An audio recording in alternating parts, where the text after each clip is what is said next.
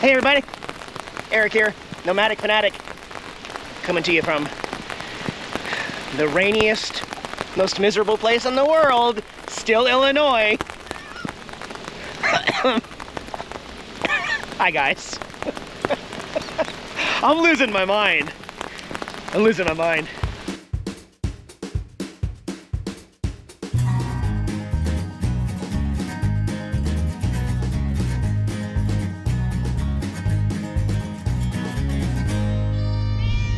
What's going on, guys? Thanks for joining me here on the channel, and we'll be uploading this video with some Nomad internet. Link below in the video description if you need some mobile internet.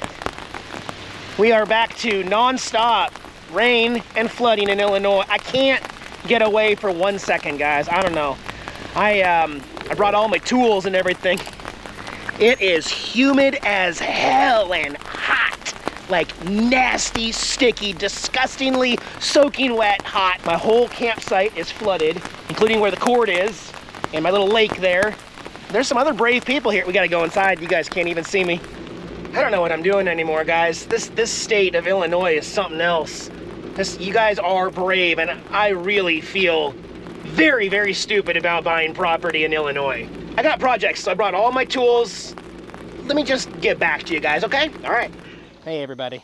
So, kind of a little test run for me these past few days, as I've got the kitties and me and food, and we are living in the van, but we're not boondocking right now. We're hooked into power because I don't have the solar installed yet. Mosquitoes everywhere, but nonetheless, this is a good test run and everything, just to see what it's like living in a van again. So working out all the little quirks and everything, and I can't wait to show you all of the changes that I've made and some great upgrades inside, including there's a fridge in my camper van that we're gonna go check out here in just a moment. But this creepy trail is part of an abandoned campground loop here at this campground. There used to be campsites off this road and it's been abandoned, so now it's just kind of a little walking trail type thing. Definitely creepy. So staying in communication with my solar guy, and we're just not meeting up. It's not gonna happen. And I thought that in the next video we would be doing solar, but it's not gonna happen like that. So I'm very much over this rain. Guys, you have no idea how bad I miss Olympia in Seattle, Washington. It's beautiful summer there. It's been 75 degrees all summer with no rain. It's rained every single day all summer in Illinois. Well, I haven't been here the entire summer, but you know what I mean. It's rained a lot. And I miss back home. Ooh, a little sunset? Not really. I mean, it's been cloudy and rainy all day. The sun is just now peeking through right at the end of the day to light it up a little bit. I'm thankful for it, obviously. Otherwise, holy crap with the rain. My gosh. Ugh. These spider nests. Huge webs of spiders. Any of you guys got arachnophobia? Don't look at that. They are all over the place. Whoa. I'm not the guy either. So let's head on back to where Vanna White is camped over here, and I'll show you all these awesome updates. We're basically fast forwarding time right now. Yeah, see, Illinois isn't that bad when it stops raining for a few seconds. Okay, couple hours here actually, nonetheless, but still, it's not that bad. But man, does it rain a lot in Illinois all year.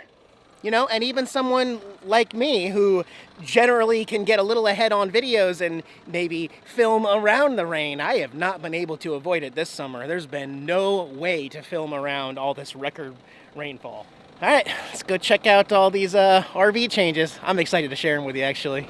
All right, first of all, let me just remind you, this is not like a living tour. This is not complete how me and the two kitties are gonna be traveling the country in it yet. It's really, really close. Like really close. I don't have the solar system installed yet, obviously. That changes a lot of boondocking. Right now I'm plugged in, but really all that needs to be added at this point is food and the tools. The tools are at base camp because I'm working on projects. So we are still really close to how things are gonna look, but I wanna show you some changes I made, and obviously we're probably gonna start right here with the organizational bins that I've added to the top here. All right, so the top area here, we are minimalizing and downsizing quite a bit here for travels in the van, but I wasn't in a rush, so I was able to get 3 of these high-rise hefty bins. These are meant for sliding underneath your bed at the house, but they fit perfectly all the way to the window and then catch this lip right here so they can't slide out. I measured them to put 3 of them in a row, but I ended up putting this one in an angle so that I can store these 2 things up here as well. This is my magnet fishing kit. This is my drone. I've got my tripod here. There's one more bin back there that houses games like my Nintendo 64, my PS4, and a couple other things, and there's room for one more bin on top, which you can't see right now, but I do have one more bin to fill and put up there. So these bins, this is my new wardrobe. So all of the t-shirts that I am bringing with me, which are only 1/4 of what I had in Miranda, are all rolled up inside here. So those are my t-shirts. Again, I'm only bringing 1/4 of the t-shirts I own. I believe there are 42. Maybe I have 44 total that I'm bringing with me, t-shirts. Okay, this bin is boxers, socks, and at the very front, hats. And I'm not bringing all of my hats either. I think only a dozen hats. And then this bin is my laptop and some other extra storage and towels and stuff. That's all for up top. Let's see, nothing new up front here. I do want to talk about the bed, and I'm going to show you how I sleep on this and rearrange it for sleeping. But I do have the Jackery up front because I don't have solar yet, so I'm bringing my Jackery 1500 with me for right now. Where's Tara? Is she up front? Is she goofing off up there? What's she doing? She's causing trouble. So where Tara's at right there in front of the passenger seat is where I'm going to be putting all of my tools that I'm bringing. I'm not bringing all of my Ryobi power tools, but you got to have some essentials for little projects here and there. All right, before we move up to the main front though, you probably see these turquoise teal window coverings. Even one that goes across the whole front here and matches. Yeah, so ironically, I noticed at one point that there's a bunch of these buttons here, and they were screwed in, and they were all over the place. So I went to Hobby Lobby, I picked out the matching, I cut this myself, I got a tool kit so that I could put my own button heads in, snap them all in, and how easy is that, guys? So that's different than the cover that I have that goes on the front of the outside of this. This goes on the inside of the front and gives me privacy. And then this one pulls up and down for bed at night. But that was a super easy, fun project, and I'm not stuck with it. If I change my mind later about this fabric or something, I can always switch it out. And if I want to get out, it's super easy. I just pop this guy off, go out the door. Let's see, other mods. What other mods? Oh, we already talked about the TV and the Fire Stick. Did I show you this? This TV has basically no volume, so I had to get this external sub bar. It's a tiny little one by Villainous. Very small one. It's optical input, and man, here, let me unpause this Disney Plus show. You can hear how loud this is. It's much better. There it goes. Oh yeah, Homer's taking a bath. Much, much better than before. And then I got to work on some cord management issues here later after I get solar and everything installed, but it's resting up here, and then there's 2 screws, and this thing is in here solid. It's not going anywhere.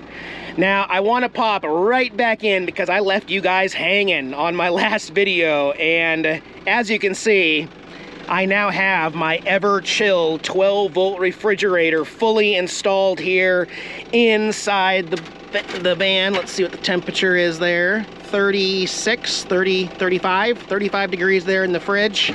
Yep, she's in. And I did have to do some modifications here. As you can see, it does stick out a little bit. I'll actually flash some pictures.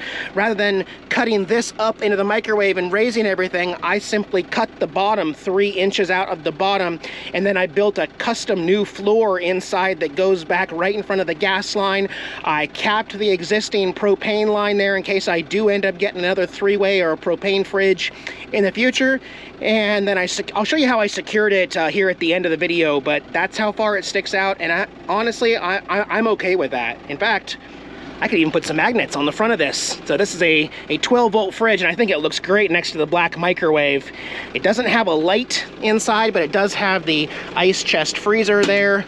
Lots more room. This is a 4.5 cubic foot refrigerator compared to a 3 that fits in this existing space with just a little bit of modifications there. Now, even though this company Everchill caters to RVs, it did not come with a latch that secures it, so this could potentially pop open on the road and spill everything. So I added one of these baby safety things. You can just pop it down like that, it's secure. It can't open on the road, and then when I get to the campground, I just leave that off. Super easy, you know. There's no kitty food in there. No, there's not, whatever. But I also want to mention this sucker runs on 54 watts max. That is less watts than my electric fan. Seriously, this thing sips energy and electricity, so it's going to be great for solar. I'll show you how I attached it later. Let's move on to the back. Actually, let's just jump right to it. My stealth litter box, y'all.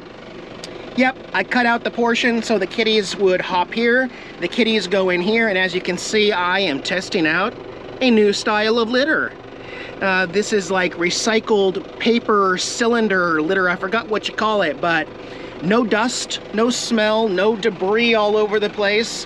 It does absorb the number 1s, and then when they go number 2s, for whatever reason, they're not covering up their number 2s, but you grab your little scooper, you scoop it up, I toss in the trash. There's my new trash can that also matches. It's turquoise. And you can spray the litter box with some freshness here, but their poop palace is right next to my awesome poop palace. And then I've got a little vacuum here. I can turn that on and take care of little stuff around here.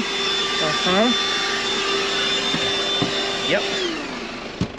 Little custom litter box. And also I want to show you access outside when we go look at the fridge, because I don't have to scoop it from right here. I can scoop it from outside. But let's talk about this. 1, 2, 3, 4, 5, 6 of these little storage bins that I love. This, so you can see there's 2 empty right there. There's stuff in that one, there's stuff in that one. This is all my bathroom stuff and my antacid pills and my toothbrush and my shavers and everything. This is my camera gear. I do have my Sony out right now. I'm using my GoPro inside, but this is super easy. I designed these little hooks with bungees that keep it all secure.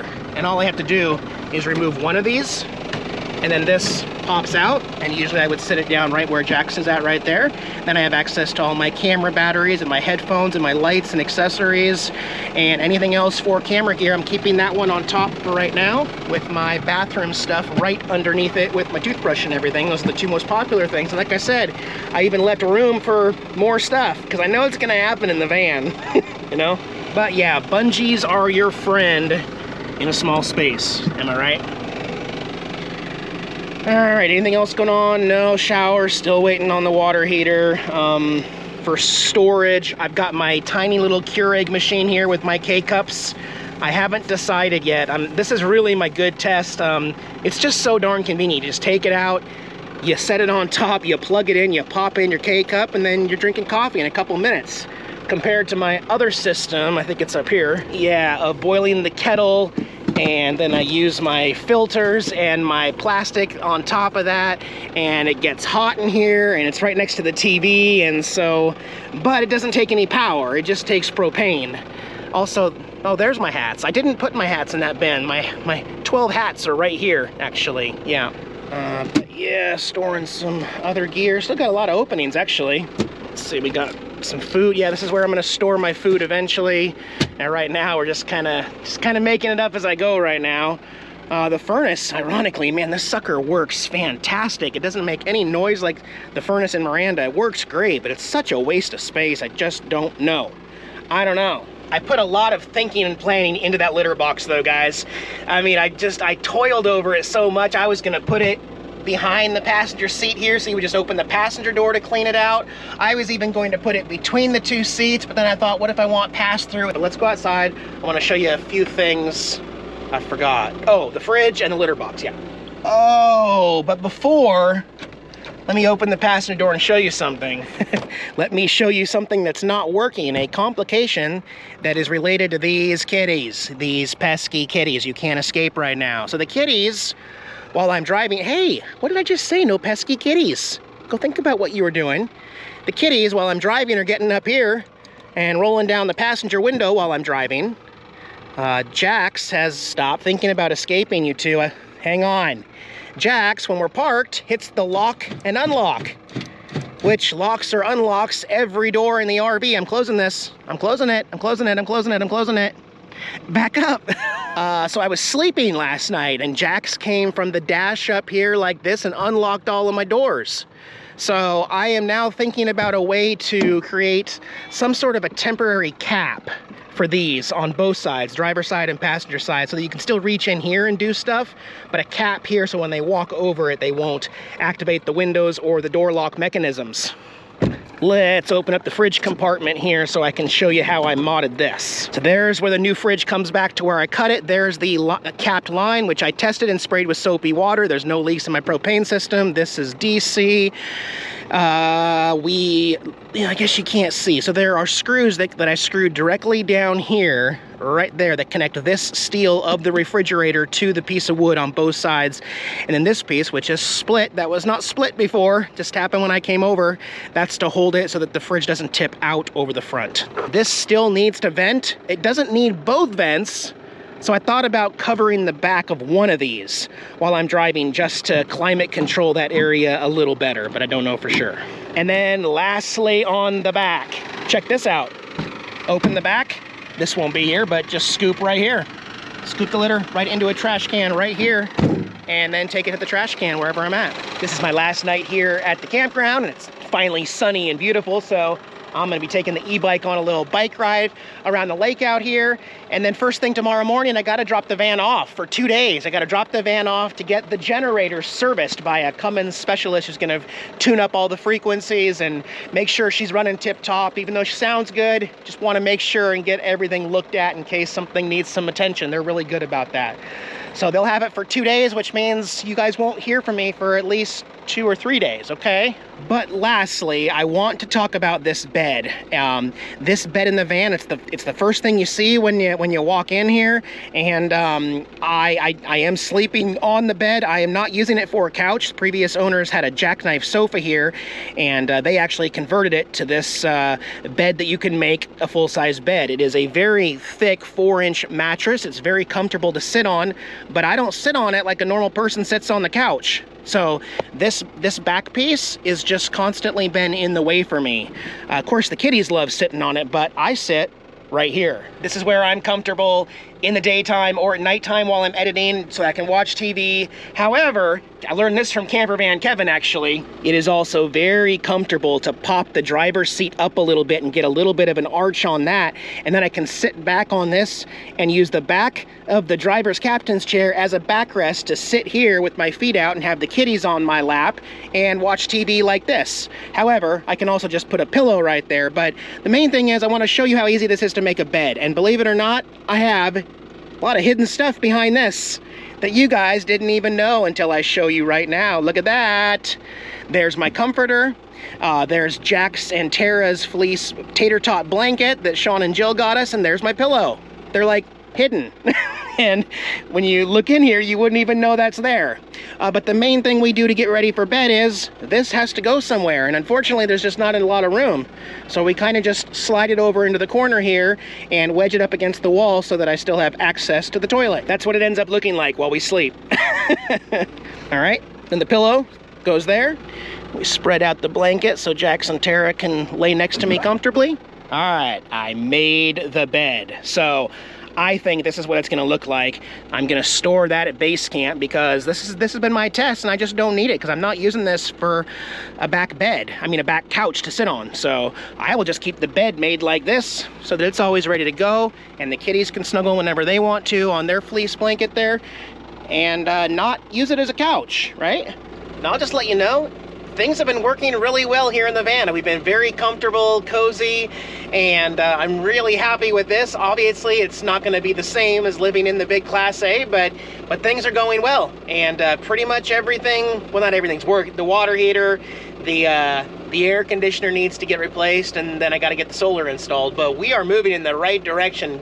Almost ready to go here in a week or two. So let me take care of business. Like I say, get the generator serviced, and then we'll be leaving base camp in my next video. All right, guys, see you in a couple days or a few days. Bye-bye.